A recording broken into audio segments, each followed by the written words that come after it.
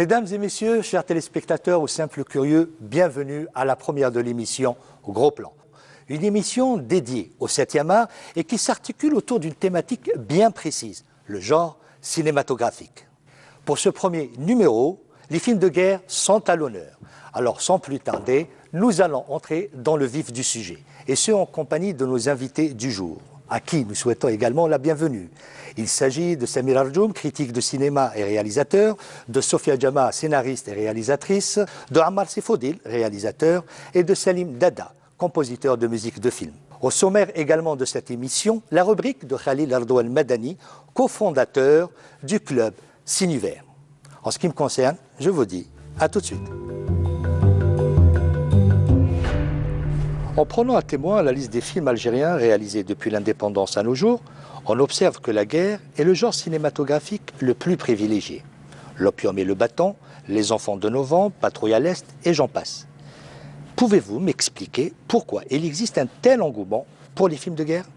Avant l'indépendance algérienne, quand un film était tourné en Algérie, ceux qu'on appelait les indigènes, c'est-à-dire aujourd'hui les Algériens, donc on les appelait de manière assez raciste, on les voyait très peu dans ces films-là. En fait, ils étaient des décors de cinéma. On ne voyait pas leur visage, on ne savait pas ce qu'ils pouvaient dire, on ne savait pas ce qu'ils pouvaient aimer, ce qu'ils pouvaient ressentir. Finalement, ce n'étaient pas des êtres humains, c'était des objets. Quand est arrivée l'indépendance, l'Algérie a très vite compris que le cinéma était un élément important pour véhiculer ce qui s'est passé entre 1954 et 1962 à travers le monde. Ils avaient déjà, durant cette période-là, par leur habileté diplomatique, à faire comprendre au reste du monde que quelque chose était en train de se produire en Algérie, que c'était important. Et après 1962, l'Algérie a très vite compris que l'art en général, contrairement à aujourd'hui malheureusement, mais à l'époque, l'art en général, c'était une manière de véhiculer adroitement et avec beaucoup de diplomatie la cause de la révolution. Et donc, de par cette logique-là, il y a eu beaucoup de films, on va dire jusqu'en 75, quelque chose comme ça, enfin 73, 75, beaucoup de films dans lesquels on voyait un héros, qui pouvait être un héros, ça pouvait être un paysan, ça pouvait être n'importe quel personnage du quotidien lambda algérien, pas forcément algérois, algérien. Et vu que l'Algérie venait de traverser une guerre, pourquoi ne pas filmer cette guerre à travers, pourquoi ne pas utiliser le cinéma pour parler de cette guerre? Donc il y a eu pléthore de films de guerre qui effectivement ont parlé de cette période-là. Donc c'est logique finalement quand on y réfléchit bien, c'est extrêmement logique. Mais ça je vous le dis de manière objective. Après subjectivement parlant c'est autre chose.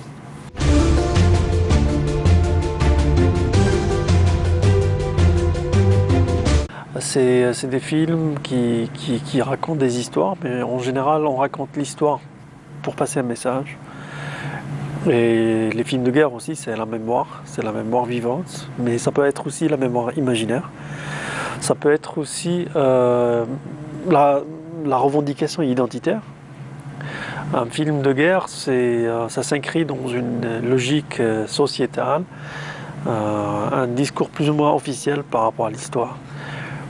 Ça déploie beaucoup de moyens techniques et artistiques, d'autant pour les accessoires, d'autant pour le jeu, d'autant pour les scénarios, mais d'autant aussi pour la musique, parce qu'il s'agit en général de films d'épopée.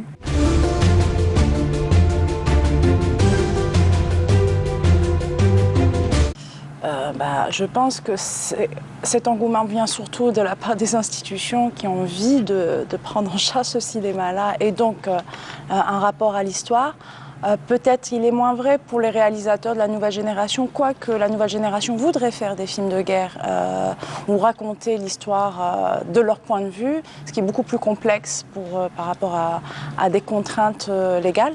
Donc ce qui ne s'est pas encore fait pour le moment par la nouvelle génération. Mais peut-être qu'il y a un désir, je ne sais pas. Pour ma part, moi, ce n'est pas un genre qui m'intéresse et peut-être qu'on a eu envie de raconter une autre guerre Oui, nous peut-être, notre génération, n'ayant pas connu la guerre d'indépendance, nous sommes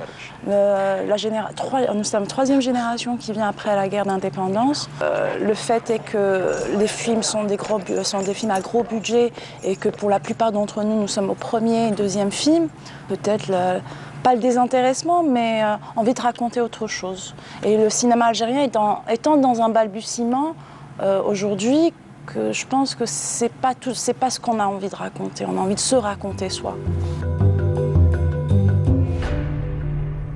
Ce n'est pas seulement un genre prisé ou mis en avant par la caméra algérienne. Aux États-Unis, par exemple, les longs métrages traitant du thème en question, Première Guerre mondiale, Deuxième Guerre mondiale, la guerre du Vietnam et en dernier lieu, la guerre en Irak, dépassent en nombre de copies les autres productions cinématographiques. Y a-t-il aussi une explication particulière?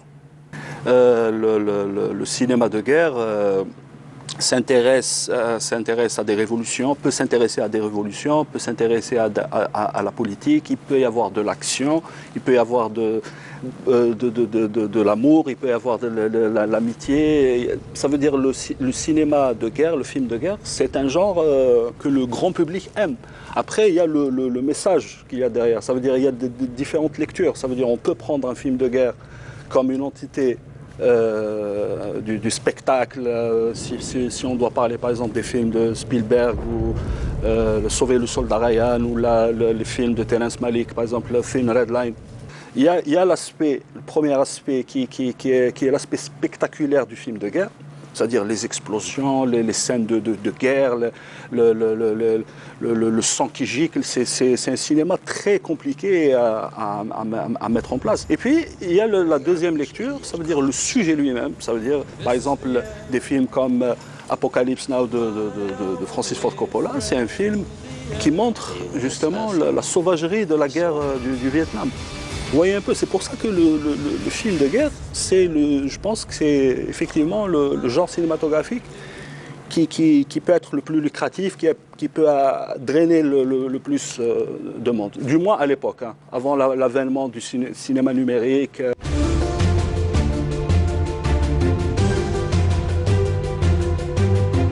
Ce qu'on voit aujourd'hui au niveau des films de guerre, c'est totalement différent de ce qui pouvait se faire à l'époque. Parce que l'histoire a changé, l'histoire a évolué.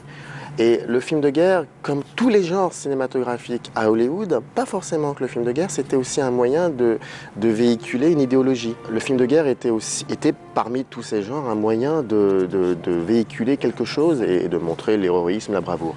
Ensuite, il ne faut pas oublier une chose, c'est que l'histoire est toujours en mouvement, et à partir du moment où l'histoire est en mouvement, les questionnements, les doutes évoluent d'année en année, voire de décennie en décennie. Quand on compare un film de guerre comme Objectif Burma de Raoul Walsh avec Errol Flynn, je crois qu'il date de 48, 49, je ne sais plus, bref, il faudra vérifier. Et les films de guerre qu'a réalisé Samuel Fuller dans les années 60, voire les années 80, c'est deux choses totalement différentes. Samuel Fuller remet en question l'état dans lequel il vit. Parce qu'il aime ce pays, il va le critiquer. Les films de guerre d'antan étaient, comme on dit, extrêmement hollywoodiens. Vous savez, le film de guerre, le spectateur adore se divertir en regardant un film de guerre. C'était vraiment un pléonasme. C'est très paradoxal, pardon. Subir la guerre, c'est autre chose. Je ne l'ai pas vécu, donc je ne peux pas en parler, mais c'est autre chose. Mais par contre, voir cette propre guerre à l'écran, c'est différent. Ça, c'est quelque chose qui m'a toujours intrigué. Le spectateur est avide de cela. Le film monstre qui correspond, qui conjugue tout ce que je viens de dire, c'est Apocalypse Now. Pas forcément un certain culte à ce genre, parce que j'ai parfois l'impression que le collectif prend le dessus sur la subjectivité. Moi, j'aime bien quand on me dit « je », j'aime pas quand on me dit « nous ». Et j'ai l'impression que les films de guerre, pendant un certain temps, étaient plus dans l'idée du « nous ». Et d'ailleurs, ça a toujours été un groupe de soldats qui est en charge d'une mission et qui, par un concours de circonstances, se retrouve esselé dans un endroit hostile. Et ce groupe va progressivement se réduire jusqu'à 2-3 personnes qui seront exactement représentatives de l'esprit américain de l'époque. Et d'ailleurs, cette manière de faire a perduré parce que quand on voit un film comme Alien 2, le retour de James Cameron, c'est exactement la même chose. Donc c'est très intriguant tout cela.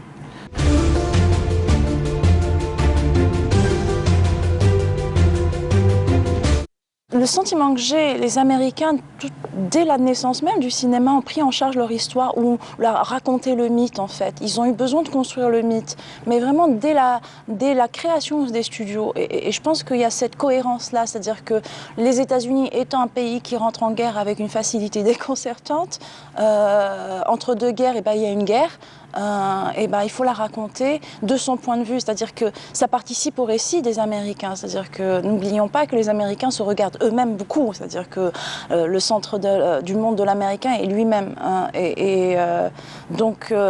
Cet engouement pour la production des films de guerre dans lesquels ils sont partie prenante tout le temps, c'est-à-dire que la guerre du Vietnam, ils sont d'abord eux les premiers responsables en fait de cette guerre. L'Irak pareil, la Corée. Justement, de grands noms faisant l'unanimité dans le monde du 7e art, Spielberg, Terrence Malick, Kubrick, Coppola, et chez nous, Ammar Lascri, Ahmed Rajdi, Al-Khadr Hamina, ils se sont essayés à ce genre, c'est-à-dire réaliser un film de guerre. D'où ma question, être confronté à cet exercice en tant que réalisateur ou réalisatrice, est-ce un examen obligatoire? Je pense que c'est lié intrinsèquement à l'ambiance collective du pays au moment où on a envie de faire ce genre de film. En Algérie, par exemple, il y avait peut-être 90%, entre 62 jusqu'à 72, 73, 74, 90% de cinéastes qui devaient caresser ce genre pour parler de ce qu'ils avaient vécu pendant plus de 8 ans, voire même avant. Chronique des années de Braise est quand même un film qui parle... c'est les années de Braise, c'est un film qui ne parle pas forcément de l'indépendance, de la guerre de libération, pardon, mais de ce qui s'est passé avant. De ce point de vue, c'est intéressant. Et quand on voit la génération d'après, celle qui est arrivée dans les années 70, qui avait étudié le cinéma, ne serait-ce qu'à la Cinémathèque, par le biais de Ahmed Hossein, Jean-Michel Arnold et plus tard Karesh, qui était aussi à l'école, c'est la seule école de cinéma à la fin des années 60, je pense notamment à Farouk Belloufa ou Mirza Kalouache. À un moment, ces gens-là, ils se sont dit... Nous n'avons pas forcément vécu de près cette guerre. On l'a vécu, mais on n'était pas dans les maquis. Mais on aimerait quand même parler d'autre chose. On aimerait parler de nous-mêmes un petit peu. Et est arrivé Omar Gatlato, Nahla, Tahir Didou, etc. etc.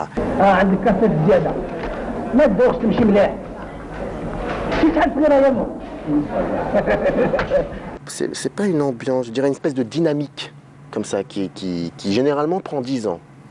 Quand on regarde un film de Raoul Walsh, qui n'était pas forcément le dernier des propagandistes, ou voire même John Ford, pour qui j'ai une admiration sans borne, John Ford est très intéressant. John Ford, quand il filme l'Amérique des années 40, voire des années 30, et qu'il filme l'Amérique des années 60, la dynamique a complètement changé. On ne doit pas passer par ce genre pour pouvoir arborer fièrement une carte de visite. Non, c'est lié intrinsèquement à une dynamique, à l'histoire que l'on veut raconter aussi.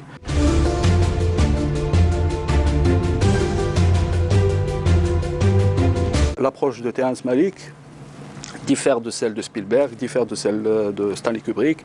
Si on doit parler un peu rapidement de la chose, par exemple, Kubrick, quand il fait Full Metal Jacket en 85, I am Gunnery Sergeant Hartman, your senior drill instructor. From now on, you will speak only when spoken to.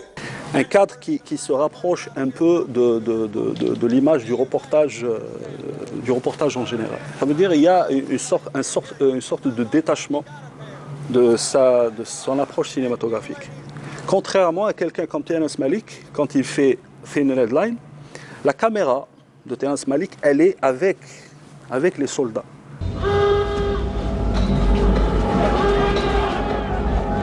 If I go first, I'll wait for you there. Ça veut dire la caméra, elle devient protagoniste, elle devient l'un des soldats. C'est pratiquement la vision des soldats. Terrence Malick adore la courte focale. La courte focale, c'est l'objectif avec lequel on a la plus grande marge de champ. Terrence Malick, il utilise cette courte focale justement pour rendre la chose encore plus forte. Et si on doit parler du cinéma algérien, parce que même dans le cinéma algérien, il y a différentes approches. Mal Askeri, il a tourné Daouria Nahou Sharq, patrouille vers l'Est. Daouria Nahou Sharq, c'est pour moi, c'est l'équivalent de Sauver le soldat Ryan. Parce qu'on est avec une patrouille qui est dans le maquis, et on est avec eux, les escarmouches avec l'armée coloniale, et la caméra, elle est avec les personnages.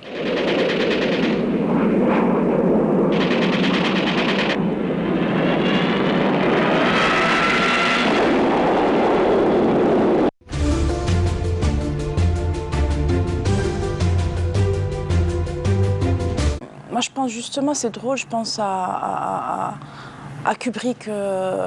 Kubrick, je pense que ça l'amusait vraiment de faire Faux l'amour. C'est très drôle, c'est une comédie, mais ça prend en charge la guerre pour revenir à Kubrick. Moi, je me rappelle quand on était gamin, on jouait à la guerre, quoi.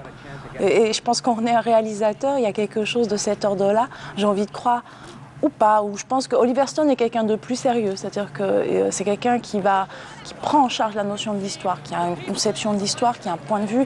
C'est des gens aussi qui ont une idéologie, il ne faut pas oublier, hein, il y a une vision idéologique quand on décide de faire un film de guerre, à partir du moment où il y a un point de vue, c'est une vision idéologique, qu'elle soit juste ou pas juste, peu importe, on s'en fout. Le langage visuel d'un film de guerre possède-t-il une grammaire propre? Je parle de l'échelle des plans ou valeur des plans. Est-ce aussi un terrain approprié à de nouvelles expériences? Et là, je parle de mise en scène, bien sûr. Hamina, quand il tourne Vent des Aurès, 1966, il le tourne d'une manière très académique. Ça veut dire avec la comédienne Kultoum, Mohamed Chouer, noir et blanc. Il fallait raconter des histoires qui montre la souffrance du peuple algérien pendant la période coloniale.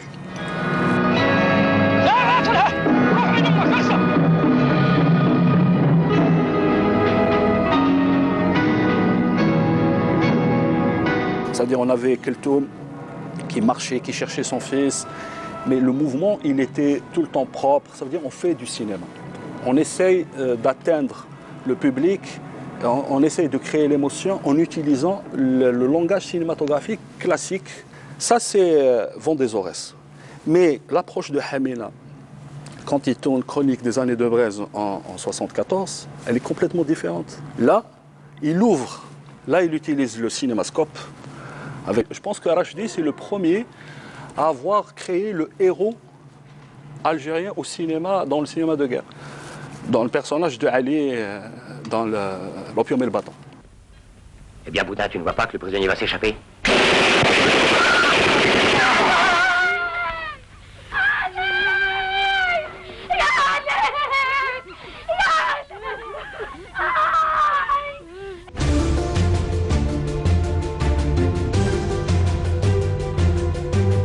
Je pense que les films de guerre, c'est un genre que j'ai regardé assez jeune et que j'ai arrêté de regarder assez vite. Mais le reste du temps, j'ai un souvenir de ce film où on est plutôt en plan serré, où on est dans la... Parce qu'on doit se rapprocher de la folie, tiens, parce que la guerre, c'est aussi la folie. Et c'est ce que va filmer d'ailleurs Francis Ford Coppola. Il va... Cinéma d'auteur, formellement, c'est-à-dire qu'on est loin des codes et des grammaires des films de guerre tel qu'on peut le voir dans Les Sentiers de la Gloire ou ce que peut faire Platoon, Platoon par Oliver Stone. Je pense aussi à Cimino, je ne me rappelle plus aussi des cadres de Cimino, Voyage au bout de l'enfer. On est dans une autre forme. Je pense ces deux réalisateurs-là sont en train de chercher l'intériorité des personnages et non pas le spectacle de la guerre. Je pense que Cimino et Francis Ford Coppola, ce qui les intéresse, c'est la folie des hommes, en fait. Et ça peut pas se filmer comme ça, quoi. On doit être comme ça, très proche des personnages.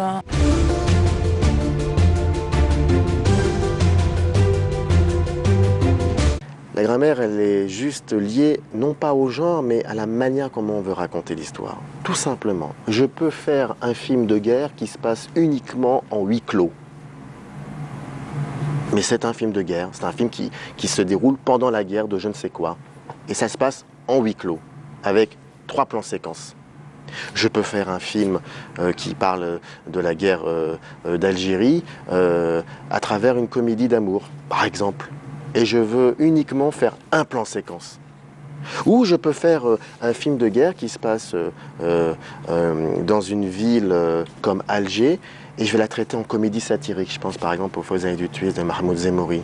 Et ça va être une succession de plans très courts, avec des courtes focales, comme disait notre ami Amar Sifodil, ou je ne sais quoi.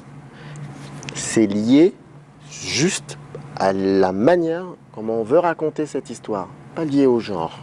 C'est pas possible. Et puis je vais vous dire une chose, franchement, je vois pas qui parmi les cinéastes accepterait de suivre une espèce de code d'honneur. Ah donc il faut faire ça pour... Ok, d'accord. Ah non, bah, si on fait ça, on n'est plus cinéaste. Enfin, on n'est plus dans l'imagination, on n'est plus dans le rêve. On devient un fonctionnaire.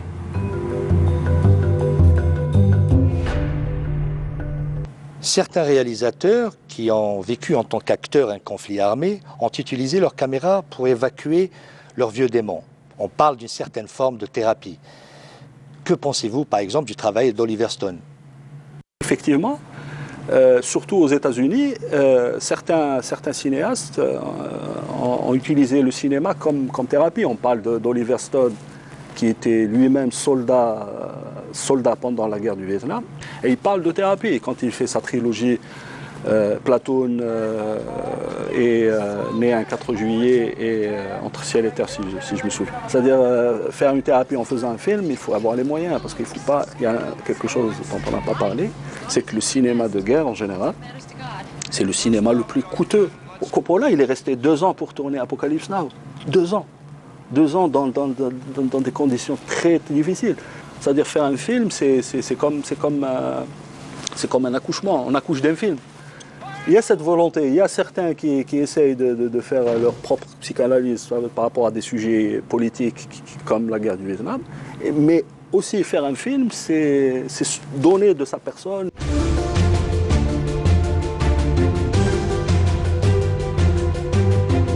Je ne pense pas que les cinéastes essayent de faire une thérapie quand ils veulent parler de choses de ce genre.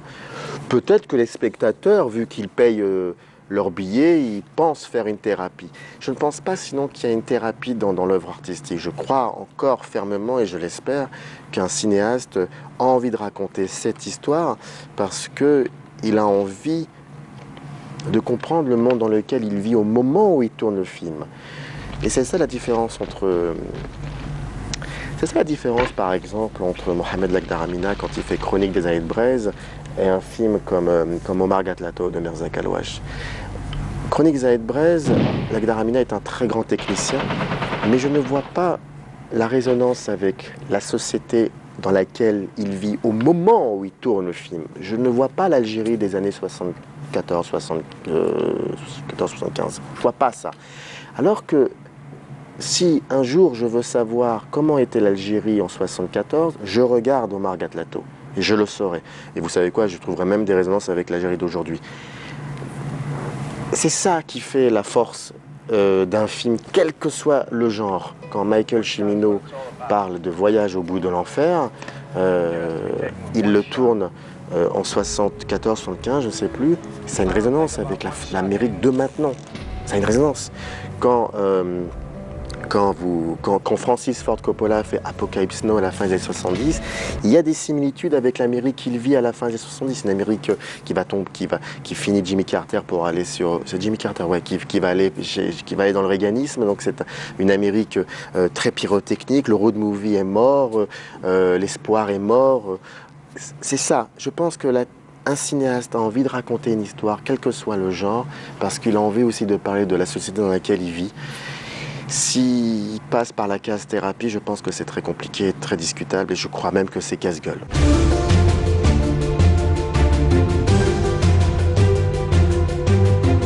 Mais j'y vois pas des réalisateurs qui utilisent la caméra comme moyen de thérapie. Bien au contraire, je pense qu'ils essayent d'aller de pousser justement leurs obsessions. On voit jusqu'où cette obsession les emmène, mais pas pour se guérir de ça et devenir un être totalement aseptisé. Ils poussent leur folie. Francis Ford Coppola, quand il réalise Apocalypse Now, se noie dans sa folie en fait. Il y va.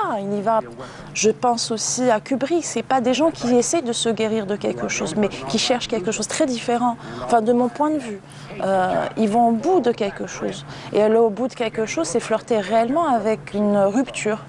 Et quand on dit rupture, du point de vue d'être normalement constitué et ennuyeux comme nous, c'est la folie. Mais eux la cherchent. Je parlais de radicalité, oui. Radicalité obsessionnelle. Moi, j'aimerais bien arriver à ce stade de la perception en fait du cinéma et donc de la vérité. Il cherche une vérité. Francis Ford Coppola, quand il a lu Conrad, il a tout compris en fait. C'est un avènement philosophique, historique et civilisationnel parce que voilà, il veut raconter ça. Et pour raconter ça, il faut être fou quoi. Il ne faut pas se soigner, il faut aller justement dans la folie. Comment finalement compositeur décompose sa musique pour répondre aux besoins d'un film. Il n'y a pas un genre musical spécial pour les films de guerre, comme il n'y a pas un genre cinématographique pour les films de guerre. C'est selon le point de vue du réalisateur, c'est selon l'approche qu'on fait de l'histoire, comment on la raconte. Pour le compositeur, c'est pareil aussi. Il y a, si on peut dire qu'il y a peut-être deux films de guerre, hein, d'un point de vue idéologique.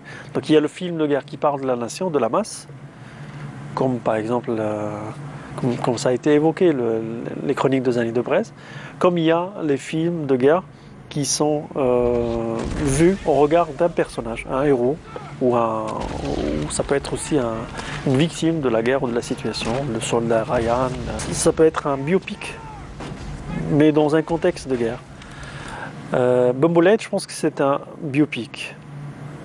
C'est très différent par rapport à L'Opium et le bâton, c'est-à-dire par rapport à un film du même réalisateur, mais on va dire après peut-être 30 ans, peut-être 68 à... Non, c'est 40 ans quand même. Donc on ne raconte pas l'histoire de la société, mais l'histoire d'un fondateur de la révolution, d'un héros de la guerre, le lion de la révolution, comme on dit, Assad el-Jazair. Et le biopic, c'est un terrain très fertile pour le compositeur. Je parle de ma propre expérience. N'ayant pas été enfant de cette génération de la guerre, n'ayant pas été inculqué dès le départ par ce récit, c'est-à-dire on a eu quand même une histoire officielle à l'école, et puis ça a continué, et puis on a fait, comme chacun l'a fait, sa propre enquête, sa propre autopsie, sa propre psychanalyse, si on veut dire, de nation et d'histoire. Et du coup, pour moi, Bumbolette n'était pas une figure juste militaire ou une figure d'un héros. C'est-à-dire c'était pas un Rambo. Et je voulais pas le traiter en tant que Rambo, mais je voulais le traiter comme être humain, sensible, qui a des attaches familiales et qui a une vocation, qui s'est choisi une vocation et qui a défendu cette vocation jusqu'à la fin de sa vie. Au détriment aussi d'un certain confort qu'il pouvait avoir dans sa société, dans sa famille. On sait qu'il était issu d'une famille aisée, on sait qu'il était marié, qu'il avait un enfant. On sait qu'après avoir fugué de la prison d'El Koudia à Constantine avec d'autres moudjahidines, donc il est retourné chez sa famille et il a fait le dernier adieu à sa femme. Donc pour moi, c'était ces moments-là qui étaient forts. Peut-être on n'était pas très d'accord, moi et M. Ahmed Rajdi, sur cette approche-là. Je pense que c'est dû aussi à un regard générationnel différent par rapport à la chose. Mais moi, je voulais voir ce film-là comme un film humaniste. Je voulais que ce film touche d'autres gens aussi. Mais qu'est-ce qui peut faire toucher les gens quand ils sont en dehors de ce récit, qui ne sont pas forcément de la même culture, qui ne comprennent pas forcément le langage, là c'est la musique qui joue ce rôle-là.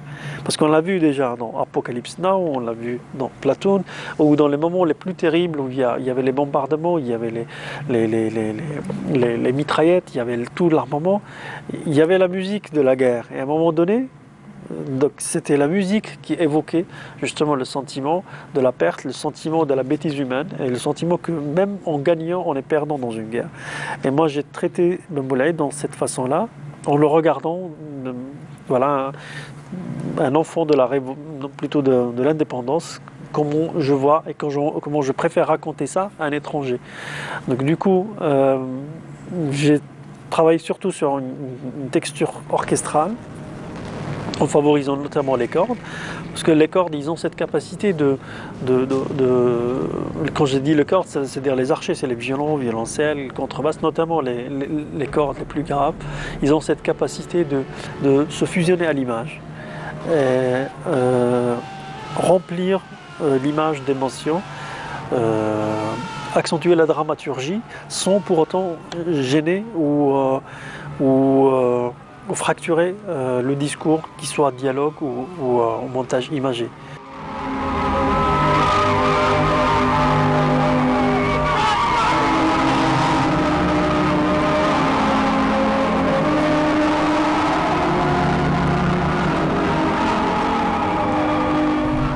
Plateforme de différents spectacles offrant une vision d'horreur et d'héroïsme, le genre peut être également dénonciateur et proche de la vérité historique.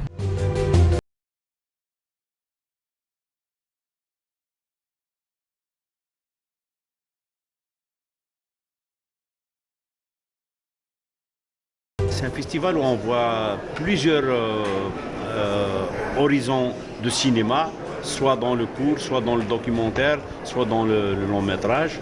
Et c'est ça le principe d'un festival, c'est de ramener ce qu'il y a de nouveau et ce qu'il y a de nouveau. Je parle des années de production, mais ce qu'il y a de nouveau, la façon de faire le cinéma.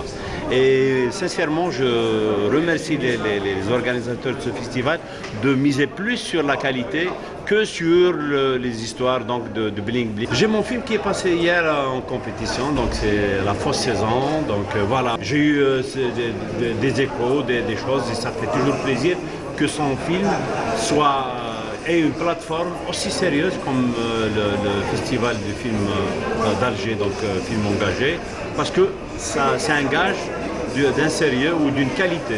Tous les films sont engagés. Tous les films traitent d'une problématique, que ce soit sociale ou ethnique ou raciale. Il y a toujours un message, c'est très engagé.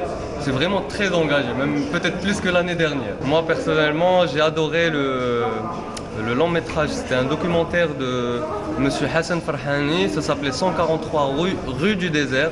C'était une œuvre magnifique. Magnifique, ça parlait d'une dame qui vivait au Sahara, dans son petit local, qui faisait son petit commerce. L'histoire est très touchante, on voit plusieurs personnes passer à travers son petit magasin et le personnage était très touchant. Enfin, c'était pas un personnage vu que c'était un documentaire, j'ai vraiment adoré, très bien réalisé par le jeune réalisateur Hassan Farhani. D'après les retours que nous avons récoltés de la part des participants qui ont assisté au Festival international du cinéma d'Alger, ce festival répond assez bien aux attentes de ces derniers, de par sa programmation, de par la qualité des films qui sont programmés, mais aussi de par les débats par lesquels les gens ont réussi à apprendre beaucoup de choses en présence des réalisateurs, les idées qui les ont poussés à réaliser ces films ou bien l'acheminement de ces idées même. Un film a su se démarquer jusqu'à présent, 143 rue du désert. Un film documentaire, de par son histoire, a su attiser l'attention des spectateurs qui raconte l'histoire d'une femme au Sahara qui essaye de survivre dans un monde assez hostile, assez agressif.